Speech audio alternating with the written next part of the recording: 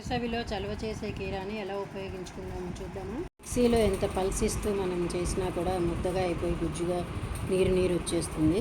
ఇలా అయితే చూడటానికి కూడా బాగుంటుంది కాబట్టి కాస్త ఓపిక చేసుకొని తురుము పట్టుకుంటేనే బెస్ట్.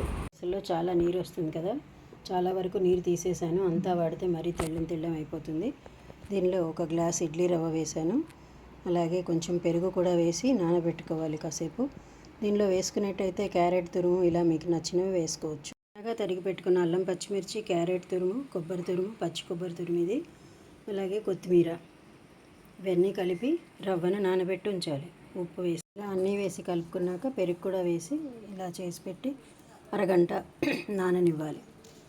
రవ్వ పీల్చుకొని ఇలా పొడి పొడిగా తయారవుతుంది.